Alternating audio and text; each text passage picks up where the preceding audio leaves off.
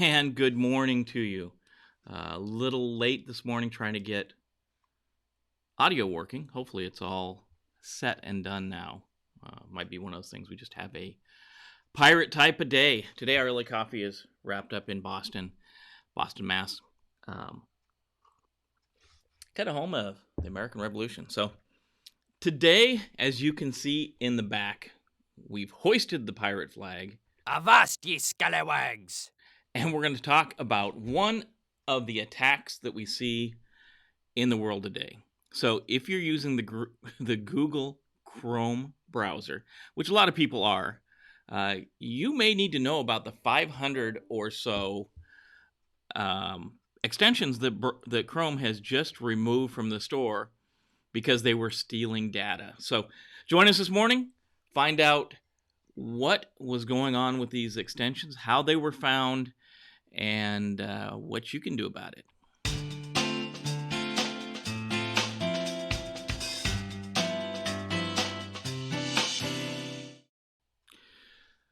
So you see in the background, we do have the pirate flag flying on a Wednesday. The shirt of the day is Bartholomew or Bart Roberts, known as Black Bart, but funny enough, never known as Black Bart while he was alive. This was one of two flags he flew. This was a flag he flew from 1790 to 1720. Captured about 470 ships in his career. Pretty effective. Sharing a drink with death is what he's doing on this flag. So it is also Mint Chocolate Day. One of my favorite mint chocolates is the Andes Mint. So enough with the trivia and the small talk. Let's dig into this. We're talking about the Google Chrome browser, used by tons of people. The most favorite and probably famous browser that's being used today. So what happened is recently 500 extensions were removed from the Google Store. It was determined that these extensions were stealing data from about 1.7 million people. And it's not even the 500 extensions that did that. It was the first 70 extensions that were discovered by a researcher named Jamila Kaya. Hopefully I'm saying her name right. Discovered 70 of them with a tool called the CR Excavator from Duo, a company owned by Cisco. They discovered 70 of these browser extensions were essentially the same code, modified just a little bit so that Google couldn't determine that they were the same code. And they were siphoning data off of users' computers.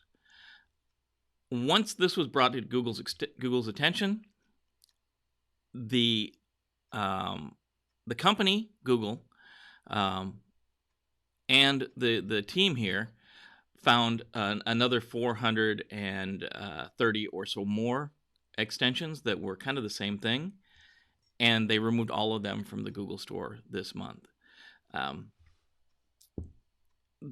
The extensions themselves were in operation at least since January 2019, so about a little over a year. But it could have been as early as 2017 that these extensions were live and running on people's computers. So, as you know, extensions add a lot of functionality to a computer. There's a lot of things, like if you're trying to, maybe you have like this, if you have a YouTube channel, you can use something like TubeBuddy to view stats and take care of different things like that. You add that extension to the browser and it adds functionality. And as we always know, we have this balance of functionality versus security, and we have to find that mix. So we have to keep track of what's installed on our computer. If we're doing this for a living, we have to determine what is installed on our enterprise or organizational computers, um, and make sure that they're all tested. Make sure that they all are doing what they're supposed to be doing, and they're not doing anything malicious. So um, these extensions were essentially a form of malvertising. And if you're hanging out, you know the basic, you know, malicious terms: virus, trojans, worms, um, ever expanding. Ransomware is in there now. Crypto mining, whether that's malicious or not, but now malvertising. This is the use of online advertising to spread malware. Typically involves injecting malicious or malicious-laden advertisements into legitimate online advertising networks and web pages. So essentially, you throw a bunch of ads in the mix that can be displayed on people's browsing sessions. And that's from Wikipedia. The interesting thing about infections delivered through malvertising is that it does not require any user action, like clicking. So not like a virus. It's not a virus. You don't have to click anything. It's more like a worm. It propagates. It does its own thing. So no action is required to compromise the system. It does not exploit any vulnerabilities on the website or the server it's hosted from. Infections are delivered through malvertising, silently through web page advertisements. That's from InfoSecurity. Malvertising is very dangerous, right? So you could go to a web page and one of these malicious ads could come up, and you could be possibly compromised just by the ad coming up. The funny thing about this attack is if you clicked the ad, like say an ad came up for Best Buy, for example, if you clicked on the ad, 60 to 70% of the time, that ad would be redirected to a malicious site. So a site that was either hosting malware that's going to try to infect your system, or a phishing site that is going to try to gather information, right? So definitely something we need to be aware of. And the best thing we can do is know what we're installing on our computers, right? We need to know what we're putting on there.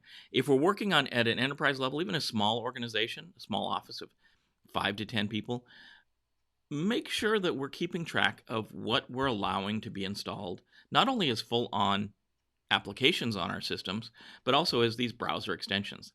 You know, there's several of them that are very, very good, but we need to keep track because it's really easy for these malicious extensions to be added without knowing. So from Kaya, using Duo Security's Chrome extension security assessment tool called CR Excavator, and I'm sure it's Chrome Excavator, the researchers were able to ascertain that the browser plugins operated by surreptitiously connecting the browser clients to an attacker-controlled command and control server that made it possible to exfiltrate private browsing data without the user's knowledge, right? This CR Excavator is a free tool, and I'll throw the link, after this thing goes live. I'll throw the link in the comments below so that you can check it out if you'd like to check it out. It goes on to say, in addition to requesting extensive permissions that granted the plugins access to the clipboard and all cookies stored locally in the browser, they periodically connected to a domain server that shared the same name as the plugin. So here's some examples. So if the plugin was named Blue Plugin, it was going to a domain called blueplugin.com. To check for instructions on getting themselves uninstalled from browsers. Also, it connected to a couple hard-coded sites to get command and control information as far as what it should be doing, and what should be, what the plugin should be gathering, and where to send that data to. Wow. We will take some of that stuff off the screen so it's not so ugly. So, if you don't know what an extension is, this is a overly crowded browser header. And this is from the folks at Duo. This header, as you can see, it's got every extension, it's got a ton, maybe not every one, but it's got a ton of extensions loaded on there. Yahoo and dog pile and a bunch of stuff I can see on there. Don't do this. This is a really bad move. Let's not do this.